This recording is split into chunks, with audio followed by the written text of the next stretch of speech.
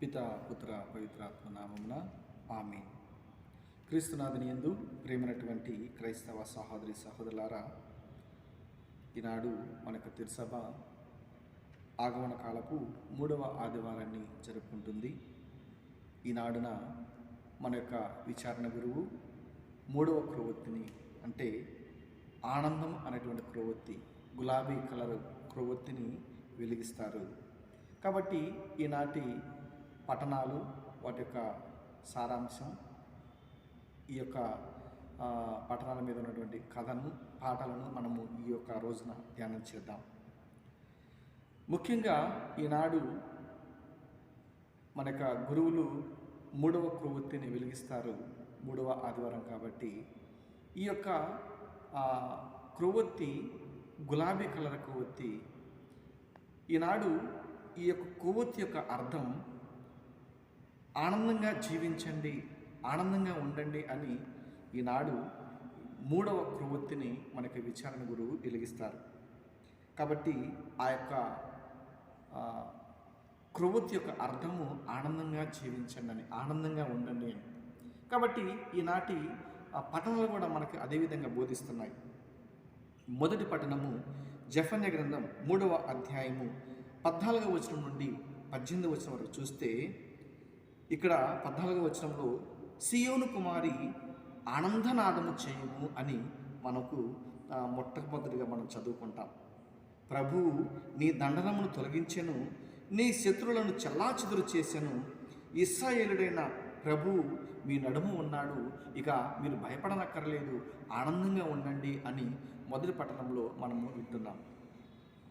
ఇక రెండో పట్టణంకి వస్తే పౌలు గారు అంటున్నారు ఫిలిప్పీలకు రాసిన లేఖలో 4వ అధ్యాయము 4వ వచనం నుండి 7వ వచనం వరకు, ప్రభునందు ఎల్లప్పుడూ ఆనందించండి, మరలా చెప్పుచున్నాను ఆనందించండి అని ఆయన పౌలు గారు కూడా ఈనాటి పట్టణంలో మనకి ఇలాంటి సందేశాన్ని ఇస్తున్నారు.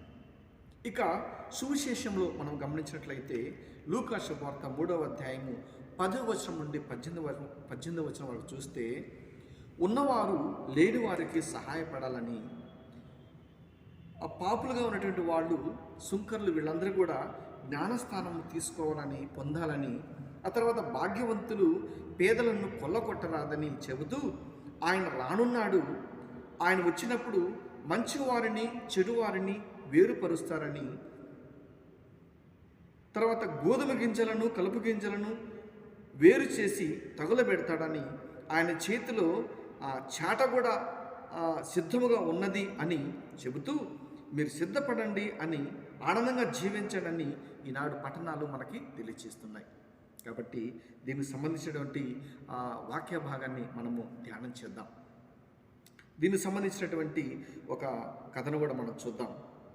సహజంగా మనము ఎప్పుడూ ఎక్కువగా ఆనందిస్తాం, ఎప్పుడు ఎక్కువగా మనము అలాంటి మన యొక్క మనసులో వస్తుంది అంటే, లేక పిల్లలు కలిగినప్పుడు కుటుంబంలో చాలా సంతోషం.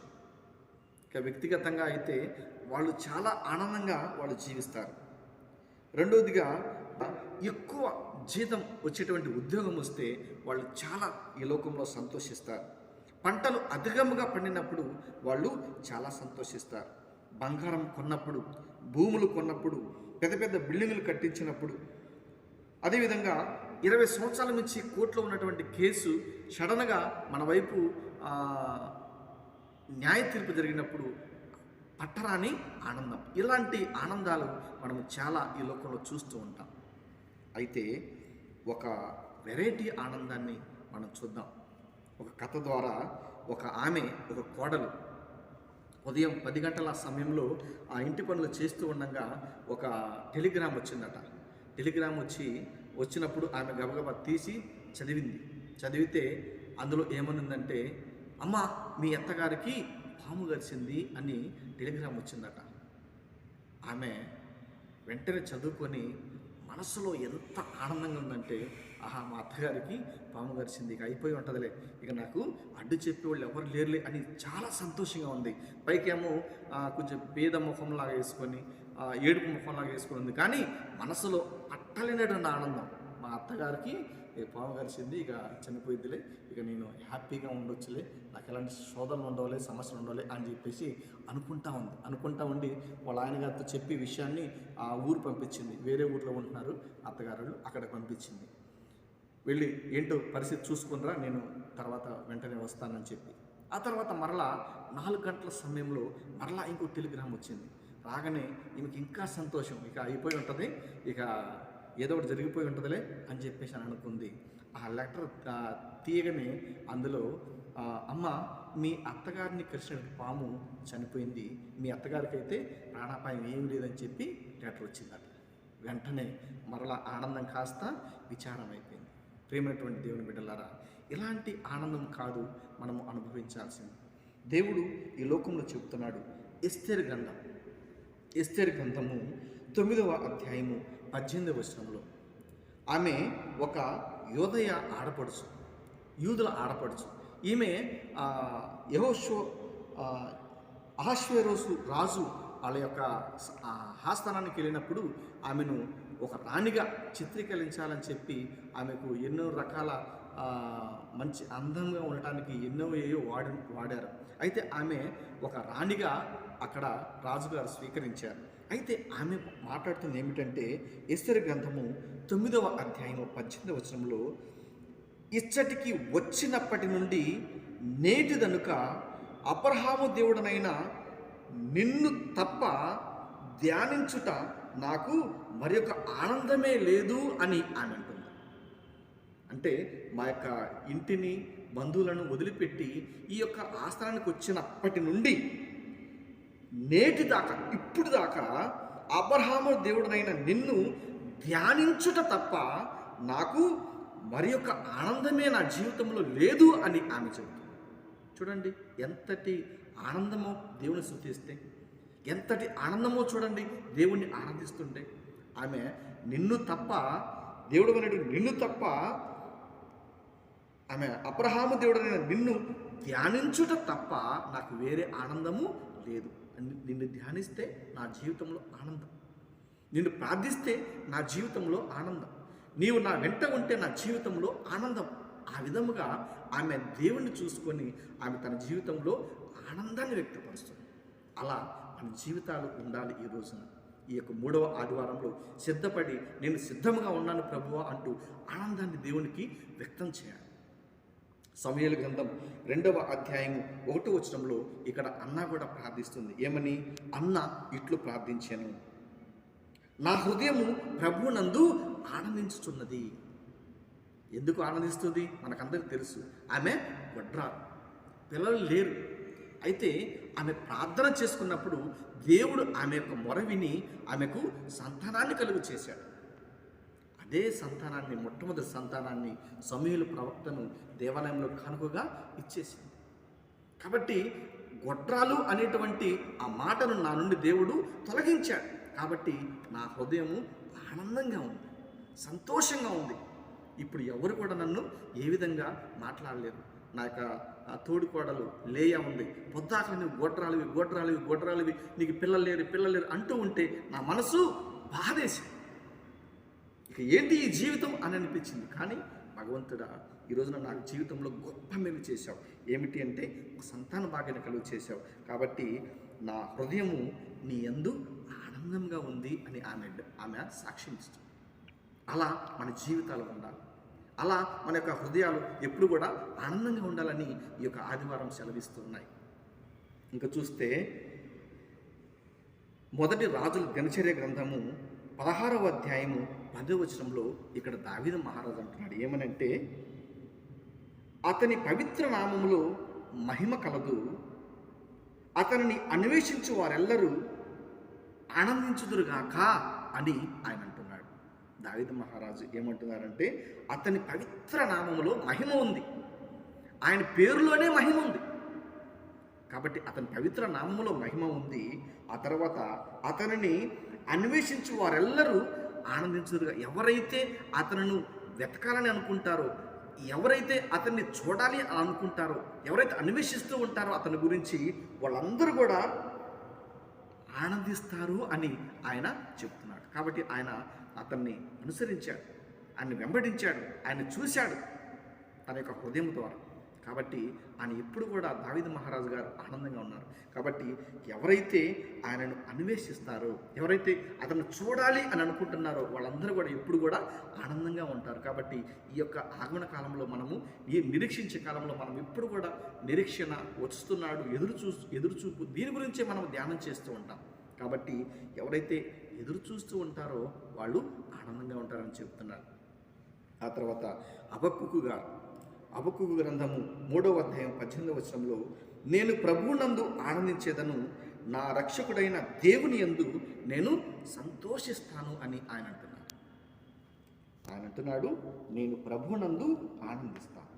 ఈ దినాల్లో మనం దేని చూసి ఆనందిస్తున్నాం, దేని చూసి సంతోషిస్తున్నాం అంటే ధనాన్ని చూసి, ఐశ్వర్యాన్ని చూసి, ఆస్తిని చూసి, కార్లను చూసి, పెద్ద పెద్ద బంగళాలను చూసి, పొలాలు చూసి, వీటన్నిటిని చూసి కూడా మనము ఆనందంగా ఉంటాం, సంతోషంగా ఉంటాం. కానీ అది కొంతవరకు సంతోషమే. కానీ హబక్కూకు ప్రవక్త అంటున్నాడు ఏమని, నేను ప్రభువునందు ఆనందిస్తాను, నా రక్షకుడైనటువంటి దేవుని యందు నేను సంతోషంగా ఉంటాను. ఆయన తప్ప నాకు ఈ లోకంలో ఎవరు లేరు అన్నట్లుగా ఆయన దేవుణ్ణి ప్రార్థిస్తున్నాడు. మరలా కీర్తన గ్రంథంలో దావీదు మహారాజు అంటున్నాడు, నేను 84వ అధ్యాయం 2వ వచనంలో, నేను ప్రభువు మందిరావనమును దర్శింపవలనని ఉవ్విళూరిపోవచ్చున్నాను, తప్పించిపోవచ్చున్నాను, పూర్ణ హృదయంతో ఆనందముతో నేను సజీవుడైన దేవునికి గీతములు పాడుతాను అంటున్నాడు ఆయన. నేను ఎప్పుడు ఆయన మందిర ఆవరణాలు దర్శించాలని తపనపడుతున్నాడంట, ఉవ్విళూరుతున్నాడు. ఆదివారం వస్తే ఆయన, మనమందరం చాలామంది క్రైస్తవులుగా ప్రార్థనకి వెళ్ళాలని, ప్రభు భోజనాన్ని స్వీకరించాలని, భక్తిగా మన యొక్క హృదయాన్ని తేలికపరచుకోవాలని మనము ప్రయత్నం చేస్తుంటాం. కానీ కొంతమంది ఏంటి, ఆదివారం ఎప్పుడు వస్తుంది, సెలవు ఎప్పుడు వస్తుంది, ఎప్పుడు బయటికి వెళ్ళాలి, ఎప్పుడు ఊరికి వెళ్ళాలి, ఆ విధంగా ఆలోచిస్తారు. కానీ ఈయనైతే దావీదు మహారాజు గారు, నేను ప్రభు మందిరాన్ని దర్శించాలి, మందిర ఆవరణాన్ని దర్శించాలి అని అతని యొక్క మనసు తప్పించిపోతా ఉన్నట్టు. కాబట్టి మనము కూడా మన జీవితంలో అలాగనే ఉండాలి. సంవత్సరానికి ఎన్నిసార్లు మనము దేవుని దర్శిస్తున్నాం, ఏడాదికి ఎన్నిసార్లు దేవుని ప్రార్థన చేస్తున్నాము కూడా మనం మన జీవితంలో గమనించాలి.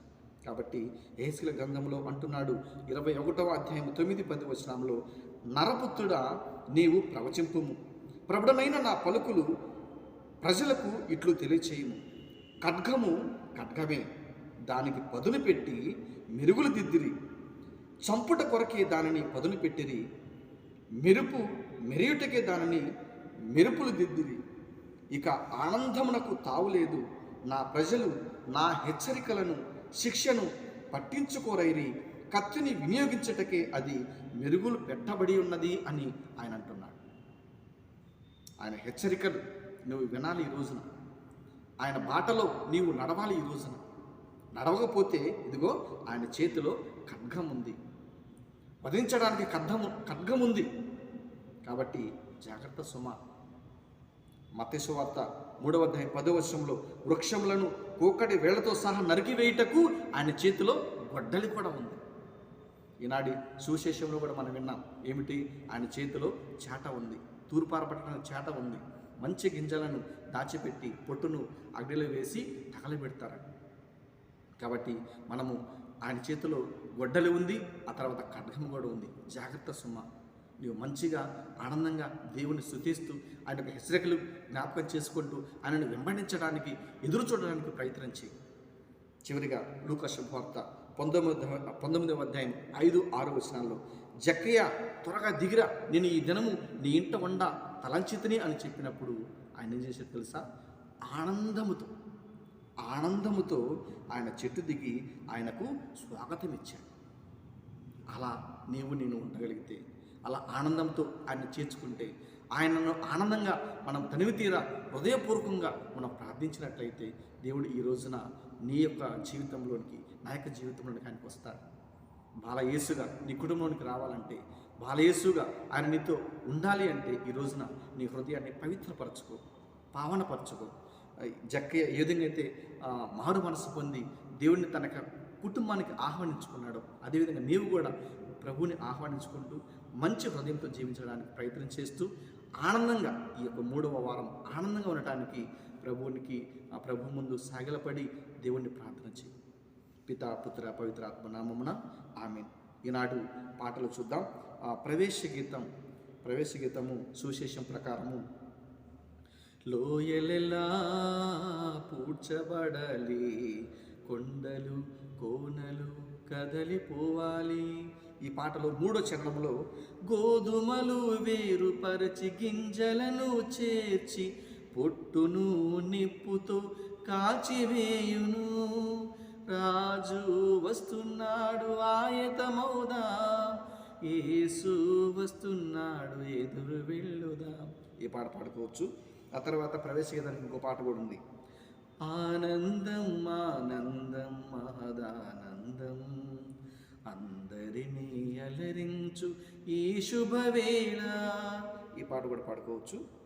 తర్వాత ఎంత మంచి దేవుడవయ్యా యేసయ్యా, చింతలన్నీ తీరునయ్యా నిన్ను చేరిన, సంతోషం ఎక్కడా ఉందని, సమాధానం ఎక్కడా దొరికేనని, జగమంతా వెదికాను సర్వజనులను అడిగాను. ఈ పాట పాడుకోవచ్చు. తర్వాత ఆనందించండి మహదానందించండి, తేనెల మాటల మాధుర్యమును ఆహ్వానించండి. హల్లెలూయా హల్లెలూయా హల్లెలూయా హల్లెలూయా. ఈ పాట కూడా పాడుకోవచ్చు. కాబట్టి ఈ యొక్క ప్రసంగము, పాటలు, కథలు మీ యొక్క జీవితంలో మీ యొక్క ప్రసంగానికి అవసరమైతే ఉపయోగించుకొని దేవుని యొక్క రాజ్య స్వార్థను ప్రకటించడానికి సిద్ధంగా ఉండాలని మనం చేస్తున్నాను. మీ అందరికీ యేసుక్రీస్తు నామములో వందనాలు తెలియజేస్తున్నాను. పితా పుత్ర పవిత్రాత్మ నామమున